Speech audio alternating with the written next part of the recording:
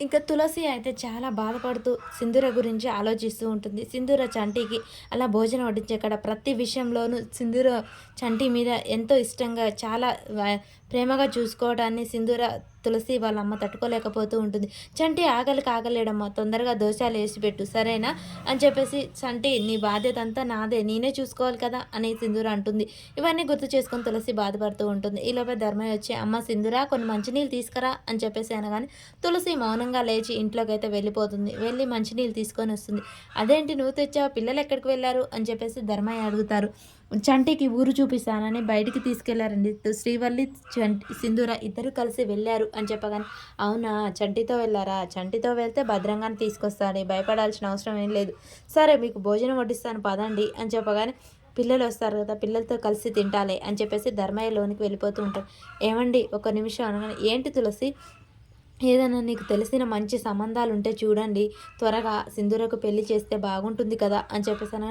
అదేంటి తులసి, చెంచలమ్మ గారు చెప్పారు కదా, తనకు మించిన మనం సంబంధం తేగలమా, పైగా మళ్ళీ మనం చూసామంటే అమ్మగారు బాధపడతారు కదా, మనం ఎందుకు, అమ్మగారే చూస్తారులే అని చెప్పగానే, అది కాదండి ఎవరి మనసు ఎప్పుడు ఎలా మారుతుందో తెలియదు కదా అని చెప్పేసి తులసి అంటూ ఉంటుంది.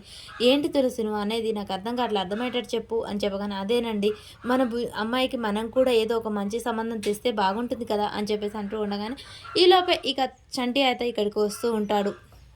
అదేనండి ఈడొచ్చిన అమ్మాయికి పెళ్లి చేస్తే మంచిది కదా అని చెప్పని, నీ భయం నాకు అర్థమైంది. ఇన్ని రోజులు పెళ్ళి వద్దన్న చెంచలమ్మ గారు ఇప్పుడు తన నోటితో తనది మళ్ళీ ఏమన్నా అంటుందేమో అని నువ్వు భయపడుతున్నావు కదా, సరే నేను కూడా ప్రయత్నిస్తాలే, నువ్వేం భయపడకు అని చెప్పగానే, నా భయం అది కాదండి, మన సింధూర ఎక్కడ తప్పట అడుగేస్తుందో నాకు చాలా భయంగా ఉంది అని చెప్పేసి తులసి మనసులో అనుకుని మౌనంగా ఉంటుంది. మళ్ళీ ఏమైంది తులసి, ఆహా ఏమీ లేదులేండి, మీరు వీలైనంత త్వరగా ఏదన్నా మంచి సంబంధం ఉంటే కబురు చేయండి, మనం కూడా సింధూర పెళ్లి చేస్తే తొందరగా బాగుంటుంది అని నా మనసుకు చెప్తుంది అని చెప్పేసి తులసి అనగానే, సరే సరే నీకు మనవన్నో మనవరాలను ఎత్తుకోవాలని ఆశపడుతున్నావు కదా, ఆ కోరిక త్వరలోనే నెరవేరుతుంది, నాకు కూడా తెలిసిన సంబంధం ఏదైనా ఉంటే చెప్తాను, నువ్వేం బాధపడకు తులసి, ఎక్కువగా ఆలోచించకు, సరే వెళ్ళి వంట చేయి, పిల్లలు వచ్చే టైం అయింది కదా, అందరం కలిసి సరదాగా భోజనం చేద్దాం అని చెప్పేసి ధర్మయ్య అనగానే, సరేనండి అని చెప్పేసి తులసి అయితే అంటూ ఉంటుంది.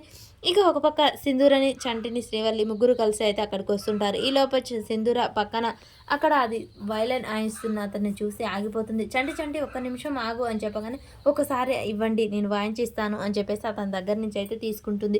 సింధూర ఒక్కసారిగా చంటి అప్పుడు వాయించింది గుర్తు చేసుకుంటూ ఉంటుంది.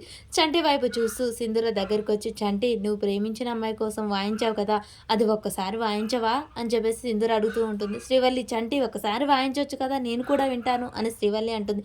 సరే అమ్మాయి గారు ఇటు ఇవ్వండి అని చెప్పేసి, ఇంకా చంటి అయితే చిన్నప్పుడు సింధూర దగ్గర వాయిస్తూ ఉంటాడు ఆ పాట. అలా సింధూర్ అయితే మర్చిపోయి మురిసిపోయి చూస్తూ ఉంటుంది. ఇక తన ప్రేమను చంటితో చెప్తుందా చెప్పదా అనేది మనకు నెక్స్ట్ వీడియోలో తెలుస్తుంది.